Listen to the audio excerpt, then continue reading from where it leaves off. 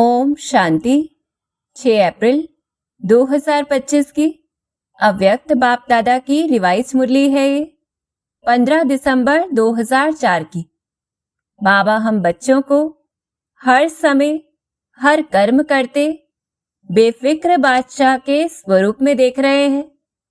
और ऐसा बेफिक्र बनने की युक्तियां क्या है?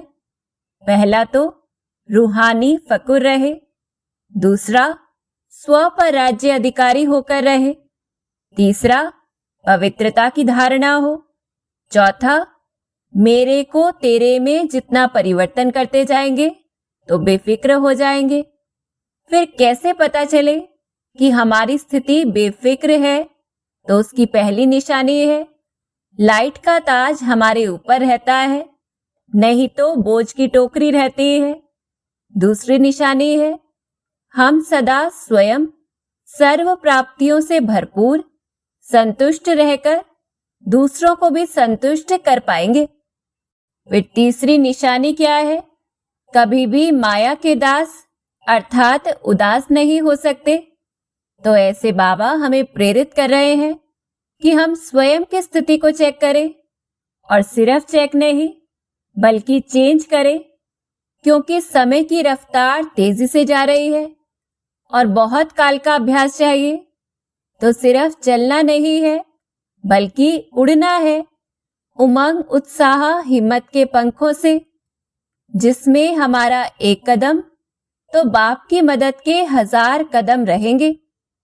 फिर बाबा हमें हमारे 3 तख्त के मालिकपन का नशा चढ़ाते हुए हमारे चारों सब्जेक्ट्स का चार्ट देख रहे हैं कि सर्व खजाने संगम युग का समय, संकल्प, ज्ञान, गुण, शक्तियां व दुआएं हमने कहां तक जमा किए हैं। और बाबा हमें सहज पुरुषार्थ बता रहे हैं कि दुआएं दे और दुआएं ही ले। कोई बद्दुआ भी देता है तो भी उसे अपने अंदर धारण न करते हुए 10 गुना दुआएं देकर अपने अंतर को हमें स्वच्छ रखना है। इसी आधार पर हम पूजनीय बनते हैं, राजा बनते हैं। फिर अंत में बाबा हमें बहुत सुंदर युक्ति बता रहे हैं, माया से सुरक्षित रहे ज्ञान मार्ग में सदा अमर रहने के लिए। तो ऐसी सभी युक्तियों को जानने के लिए सुनते हैं बाप दादा की वाणी। मुरली का टाइटल है बाप दादा की विशेष आशा, हर एक बच्चा दुआएं दे और दुआएं ले। आज बाप दादा अपने चारों ओर के बेफिक्र बादशाहों की सभा को देख रहे हैं। यह राजसभा सारे कल्प में इस समय ही है। रूहानी फकुर में रहते हो इसलिए बेफिक्र बादशाह हो। सवेरे उठते हैं तो भी बेफिक्र, चलते फिरते कर्म करते भी बेफिक्र, और सोते हो तो भी बेफिक्र नींद में सोते हो। ऐसे अनुभव करते हो ना? बेफिक्र है? पूछ रहे हैं बाबा, बने हैं व बन रहे हैं, बन गए हैं ना?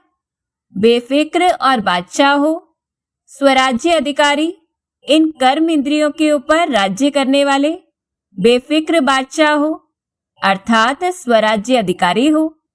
तो ऐसा हम स्वयं को अनुभव करते जाएं। बाबा कहते तो ऐसी सभा आप सब बच्चों की है। कोई फिक्र है कोई फिक्र? क्योंकि अपने सारे फिक्र बाप को दे दिए हैं तो बोझ उतर गया ना। फिक्र खत्म और बेफिक्र बादशाह बन अमूल्य जीवन अनुभव कर रहे हो। सबके सिर पर पवित्रता की लाइट का ताज स्वतः ही चमकता है। बेफिक्र के ऊपर लाइट का ताज है। अगर कोई फिक्र करते हो, कोई बोझ अपने ऊपर उठा लेते हो, तो मालूम है सिर पर क्या आ जाता है? पूछते हैं बाबा, बोझ के टोकरे आ जाते हैं। तो सोचो, ताज और टोकरे दोनों सामने लाओ, क्या अच्छा लगता? तो अनुभव करें इस दृश्य को भी हम। टोकरे अच्छे लगते या लाइट का ताज अच्छा लगता? बोलो टीचर्स, क्या अच्छा लगता है? ताज अच्छा लगता है ना? सभी कर्मेंद्रियों के ऊपर राज्य करने वाले बादशाह हो। पवित्रता लाइट का ताजधारी बनाती है। इसलिए आपके यादगार जड़ चित्रों में डबल ताज दिखाया है। द्वापर से लेकर बादशाह तो बहुत बने हैं, राजे तो बहुत बने हैं, लेकिन डबल ताजधारी कोई नहीं बना। बेफिक्र बादशाह स्वराज्य अधिकारी भी कोई नहीं बना, क्योंकि पवित्रता की शक्ति माया जीत, कर्म इंद्रिय जीत विजयी बना देती है। तो इस प्रकार से बेफिक्र स्थिति का आधार भी क्या है? पवित्रता है। तो ऐसे बाबा कहते बेफिक्र बादशाह की निशानी है सदा स्वयं भी संतुष्ट और औरों को भी संतुष्ट करने वाले। कभी भी कोई अप्राप्ति है ही नहीं जो असंतुष्ट हो। जहां अप्राप्ति है वहां असंतुष्टता है, जहां प्राप्ति है वहां संतुष्टता है। ऐसे बने हो। चेक करो, सदा सर्व प्राप्ति स्वरूप संतुष्ट है। गायन भी है, अप्राप्त नहीं कोई वस्तु, देवताओं के नहीं लेकिन ब्राह्मणों के खजाने में। तो ऐसा अपना संतुष्टता का पैरामीटर चेक करना है। संतुष्टता जीवन का श्रेष्ठ श्रृंगार है, श्रेष्ठ वैल्यू है। तो संतुष्ट आत्माएं हो ना। बाप दादा ऐसे बेफिक्र बादशाह बच्चों को देख खुश होते हैं। वाह मेरे बेफिक्र बादशाह, वाह वाह वाह हो ना। हाथ उठाओ जो बेफिक्र है। तो इस समय अगर हमारे मन में किसी भी प्रकार का सूक्ष्म फिक्र भी है तो हम बाबा को देकर हाथ उठाएं। बाबा कहते बेफिक्र, फिक्र नहीं आता, कभी तो आता है नहीं। अच्छा है। बेफिक्र बनने की विधि बहुत सहज है, मुश्किल नहीं है। सिर्फ एक शब्द की मात्रा का थोड़ा सा अंतर है। तो किस प्रकार से बेफिक्र बनना है सहज रूप में? वह शब्द है मेरे को तेरे में परिवर्तन करो। मेरा नहीं तेरा। तो हिंदी भाषा में मेरा भी लिखो और तेरा भी लिखो, तो क्या फर्क होता है? तो बाबा कहते मैं और ते का, लेकिन फर्क इतना हो जाता है। तो आप सब मेरे मेरे वाले हो या तेरे तेरे वाले हो? मेरे को तेरे में परिवर्तन कर लिया? पूछ रहे हैं बाबा। नहीं किया हो तो कर लो। मेरा मेरा अर्थात दास बनने वाला, उदास बनने वाला। तो अंडरलाइन करना है, क्योंकि जब भी मेरापन आता है तो क्या रहता है कि मेरा नुकसान, मेरा फायदा, उस आधार पर स्थिति ऊपर नीचे होती है। बाबा हमें युक्ति दे रहे हैं, कुछ भी हो उसे तेरा कर देना है। तो ऐसे बाबा पक्का करवा रहे हैं। माया के दास बन जाते हैं ना, तो उदास तो होंगे ना। उदासी अर्थात माया के दासी बनने वाले। तो आप माया जीते हो, माया के दास नहीं। तो उदासी आती है, कभी कभी टेस्ट कर लेते हो, क्योंकि 63 जन्म उदास रहने का अभ्यास है ना। तो कभी कभी वह इमर्ज हो जाती है। इसलिए बाप दादा ने क्या कहा? हर एक बच्चा बेफिक्र बादशाह है। अगर अभी भी कहाँ कोने में कोई फिक्र रख दिया हो तो दे दो। अपने पास बोझ क्यों रखते हो? बोझ रखने की आदत पड़ गई है। जब बाप कहते हैं बोझ मेरे को दे दो, आप लाइट हो जाओ, डबल लाइट। डबल लाइट अच्छा या बोझ अच्छा? पूछ रहे हैं बाबा। तो अच्छी तरह से चेक करना। अमृत वेले जब उठो तो चेक करना कि विशेष वर्तमान समय सब कॉन्शियस में भी कोई बोझ तो नहीं है। तो विशेष सवेरे अपनी ऐसी चेकिंग करनी है। और कैसे चेकिंग करनी है? कि अगर मन उदास होता है थोड़ा सा भी, अर्थात कहीं ना कहीं बोझ छिपा है, हम बेफिक्र नहीं है। अगर संतुष्ट नहीं है तो बेफिक्र नहीं है। तो ऐसे अपनी चेकिंग करनी है। और बाबा तो और अंडरलाइन करवाते, सब कॉन्शियस तो क्या, स्वप्न मात्र भी बोझ का अनुभव नहीं हो। पसंद तो डबल लाइट है ना। तो विशेष यह होमवर्क दे रहे हैं, अमृत वेले चेक करना। चेक करना तो आता है ना, लेकिन चेक के साथ सिर्फ चेक नहीं करना, चेंज भी करना। मेरे को तेरे में चेंज कर देना। तो तुरंत परख कर तुरंत बाबा को समर्पित करना है। मेरा तेरा, तो चेक करो और चेंज करो, क्योंकि बाप दादा बार बार सुना रहे हैं। समय और स्वयं दोनों को देखो, समय की रफ्तार भी देखो और स्वयं की रफ्तार भी देखो। फिर यह नहीं कहना कि हमको तो पता ही नहीं था, समय इतना तेज चला गया। कई बच्चे समझते हैं कि अभी थोड़ा ढीला पुरुषार्थ अगर है भी तो अंत में तेज कर लेंगे, लेकिन बहुत काल का अभ्यास अंत में सहयोगी बनेगा। तो विशेष ध्यान खिंचवा रहे हैं बाबा, बादशाह बनके तो देखो। बने हैं, लेकिन कोई बने हैं कोई नहीं बने हैं, चल रहे हैं कर रहे हैं, संपन्न हो जाएंगे। अब चलना नहीं है, करना नहीं है, तो क्या करना है? उड़ना है। अभी उड़ने की रफ्तार चाहिए। पंख तो मिल गए हैं ना, तो कौन से पंख हम सभी को प्राप्त हुए हैं? उमंग, उत्साह और हिम्मत के पंख सबको मिले हैं, और बाप का वरदान भी है। पूछ रहे हैं बाबा, याद है वरदान? हिम्मत का एक कदम आपका और 1000 कदम मदद बाप की, क्योंकि बाप का बच्चों से दिल का प्यारे है। तो प्यार वाले बच्चों की बाप मेहनत नहीं देख सकते। मोहब्बत में रहो तो मेहनत समाप्त हो जाएगी। तो ये युक्ति दे रहे हैं बाबा, मेहनत अच्छी लगती है क्या?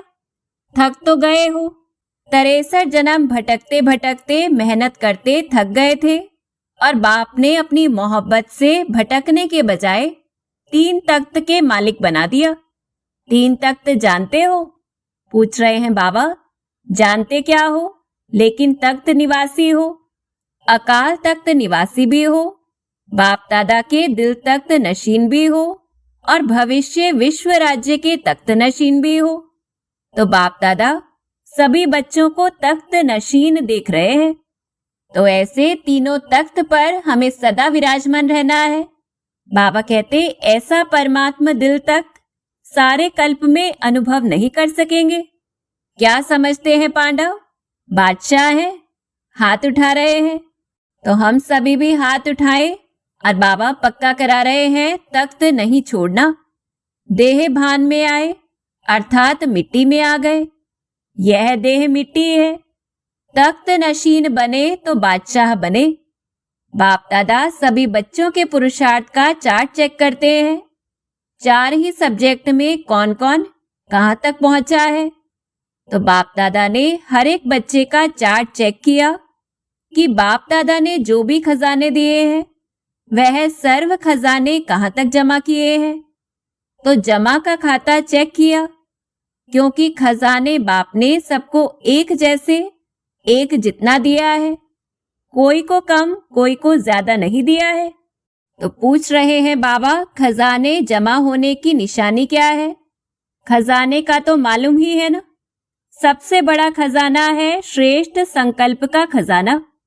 संकल्प भी खजाना है, तो वर्तमान समय भी बहुत बड़ा खजाना है, क्योंकि वर्तमान समय में जो कुछ प्राप्त करना चाहे, जो वरदान लेना चाहे, जितना अपने को श्रेष्ठ बनाना चाहे, उतना अभी बना सकते हो। तो एहसास करवा रहे हैं बाबा कि संगम युग का समय ही है जब हम अपना भाग्य बना सकते हैं पूरे कल्प के लिए। अब नहीं तो कब नहीं। जैसे संकल्प के खजाने को व्यर्थ गवाना अर्थात अपने प्राप्तियों को गवाना, ऐसे ही समय के 1 सेकंड को भी व्यर्थ गवाया, सफल नहीं किया तो बहुत गवाया। तो बहुत अटेंशन दिला रहे हैं बाबा, साथ में ज्ञान का खजाना, गुणों का खजाना, शक्तियों का खजाना, और हर आत्मा और परमात्मा द्वारा दुआओं का खजाना। तो विशेष अटेंशन खिंचवा रहे हैं बाबा। सबसे सहज है पुरुषार्थ में, दुआएं दो और दुआएं लो, सुख दो और सुख लो, न दुख दो न दुख लो। ऐसे नहीं कि दुख दिया नहीं लेकिन ले लो, तो भी दुखी तो होंगे ना। तो दुआएं दो, सुख दो और सुख लो। दुआएं देना आता है? आता है। लेना भी आता है? जिसको दुआएं लेना और देना आता है वह हाथ उठाओ। तो हम सभी हाथ उठाएं। बाबा कहते, अच्छा सभी को आता है? अच्छा, डबल फॉरेनर्स को भी आता है? मुबारक है।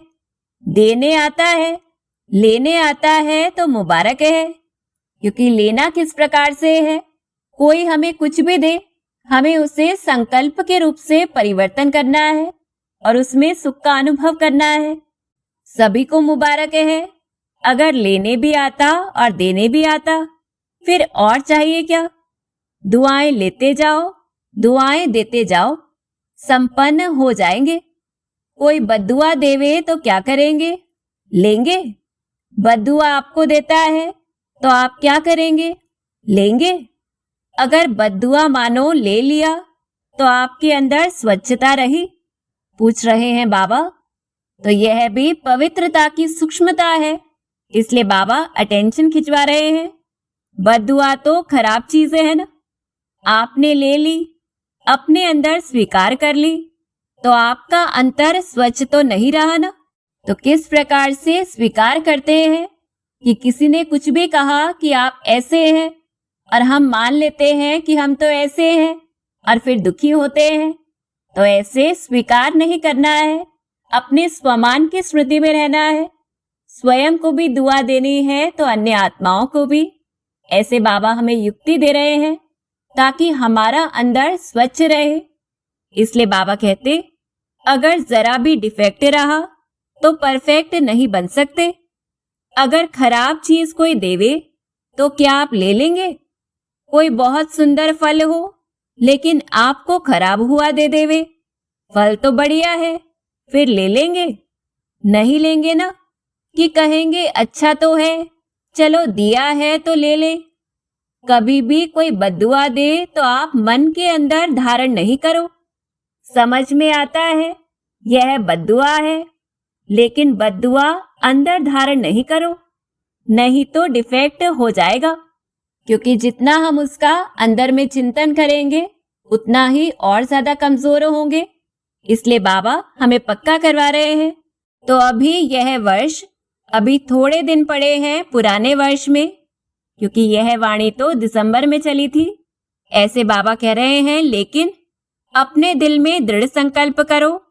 अभी भी किसकी बद्दुआ मन में हो तो निकाल दो, और कल से दुआ देंगे, दुआ लेंगे। मंजूर है? पसंद है? पसंद है या करना ही है? पसंद तो है, लेकिन जो समझते हैं करना ही है। कुछ भी हो जाए लेकिन करना ही है, वह हाथ उठाओ। तो हम पूरे दृढ़ संकल्प से हाथ उठाएं। बाबा पक्का करवा रहे हैं, करना ही है। जो स्नेही सहयोगी आ जाए हैं वह हाथ उठाओ। तो जो स्नेही सहयोगी आए हैं, बाप दादा उन्हों को मुबारक दे रहे हैं, क्योंकि सहयोगी तो हो, स्नेही भी हो, लेकिन आज एक और कदम उठा के बाप के घर में व अपने घर में आए हो, तो अपने घर में आने की मुबारक है। अच्छा, जो स्नेही सहयोगी आए हैं वह भी समझते हैं कि दुआएं देंगे और लेंगे। समझते हो, हिम्मत रखते हो? तो पूछ रहे हैं बाबा, जो स्नेही सहयोगी हिम्मत रखते हैं, मदद मिलेगी? लंबा हाथ उठाओ। अच्छा, फिर तो आप भी संपन्न हो जाएंगे, मुबारक हो।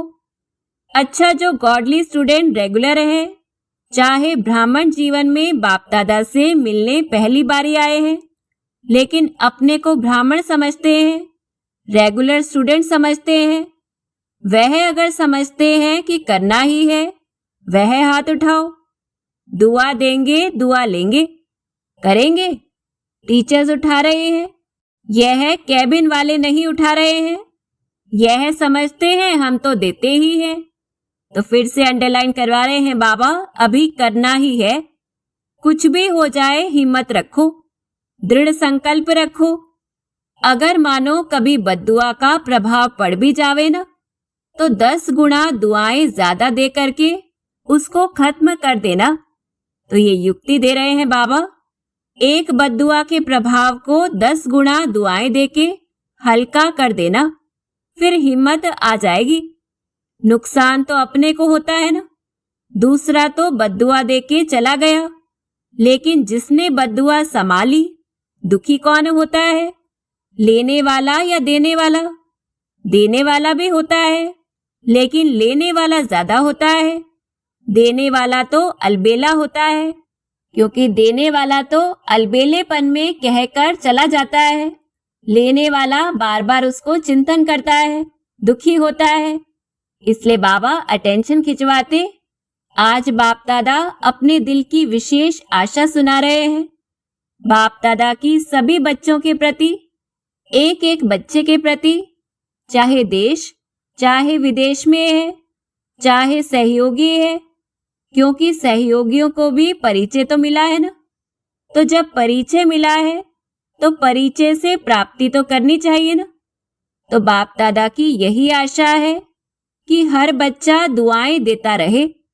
दुआओं का खजाना जितना जमा कर सको उतना करते जाओ, क्योंकि इस समय जितनी दुआएं इकट्ठी करेंगे, जमा करेंगे, उतना ही जब आप पूज्य बनेंगे तो आत्माओं को दुआएं दे सकेंगे। तो यह बाबा हमें सृष्टि का लॉ बता रहे हैं। सिर्फ अभी दुआएं आपको नहीं देनी है, द्वापर से लेके भक्तों को भी दुआएं देनी है। तो इतना दुआओं का स्टॉक जमा करना है।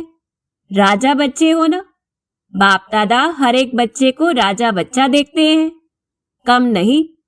अच्छा, बाप दादा की आशा अंडरलाइन की। जिसने की वह हाथ उठाओ। तो हम सभी हाथ उठाएं। बाबा कहते कर ली। अच्छा, और फिर बाबा हमें एक और चीज याद दिला रहे हैं। बाप दादा ने 6 मास का होमवर्क भी दिया है, याद है? टीचर्स को याद है? तो कौन सा होमवर्क बाबा ने दिया था कि हमारे चेहरे से, चलन से वैसी अव्यक्त स्थिति दिखाई दे जैसी ब्रह्मा बाप के चेहरे से दिखाई देती थी। तो ऐसे ही बाबा स्मृति दिला रहे हैं। लेकिन यह दृढ़ संकल्प की रिजल्ट 1 मास की देखेंगे, क्योंकि नया वर्ष तो जल्दी शुरू होने वाला है। 6 मास का होमवर्क अपना है, यह 1 मास दृढ़ संकल्प की रिजल्ट देखेंगे। ठीक है ना? टीचर्स 1 मास ठीक है? पांडव ठीक है? अच्छा, जो पहली बारी मधुबन में पहुंचे हैं वह हाथ उठाओ। बहुत अच्छा। देखो, बाप दादा को सदा नए बच्चे बहुत प्यारे लगते हैं, लेकिन नए बच्चे जैसे वृक्ष होता है ना, उसमें जो छोटे छोटे पत्ते निकलते हैं वह चिड़ियों को बहुत प्यारे लगते हैं। ऐसे नए नए जो बच्चे हैं तो माया को भी नए बच्चे बहुत प्यारे लगते हैं। तो सावधान भी कर रहे हैं बाबा और हमें बहुत सुंदर युक्ति भी दे रहे हैं। इसलिए हर एक जो नए हैं वह हर रोज अपनी नवीनता को चेक करना। आज के दिन अपने में क्या नवीनता लाई, कौन सा विशेष गुण, कौन सी शक्ति अपने में विशेष धारण की। तो हम सभी को ऐसी स्वयं की चेकिंग करनी है। तो चेक करते रहेंगे, स्वयं को परिपक्व करते रहेंगे तो सेफ रहेंगे, अमर रहेंगे। तो अमर रहना, अमर पद पाना ही है। अच्छा, फिर बाबा हमें याद प्यार दे रहे हैं, हम अनुभव करें। चारों ओर के बेफिक्र बादशाहों को, सदा रूहानी फकुर में रहने वाले श्रेष्ठ आत्माओं को, सदा प्राप्त हुए खजानों को जमा के खाते में बढ़ाने वाले तीव्र पुरुषार्थी आत्माओं को, सदा एक समय में 3 प्रकार की सेवा करने वाले श्रेष्ठ सेवाधारी बच्चों को बाप दादा का याद प्यार, पदम पदम पदम गुणा याद प्यार और नमस्ते। हम रूहानी सदा बेफिक्र बादशाहों का, सदा दुआएं देने और दुआएं लेने वाले बच्चों का बाप दादा को याद प्यार और नमस्ते। शुक्रिया बाबा, शुक्रिया।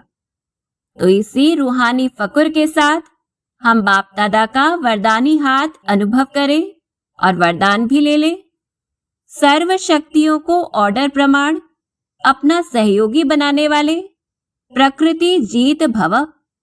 विस्तार है, सबसे बड़े ते बड़ी दासी प्रकृति है। जो बच्चे प्रकृति जीत बनने का वरदान प्राप्त कर लेते हैं, उनके ऑर्डर प्रमाण सर्व शक्तियां और प्रकृति रूपी दासी कार्य करती है, अर्थात समय पर सहयोग देती है।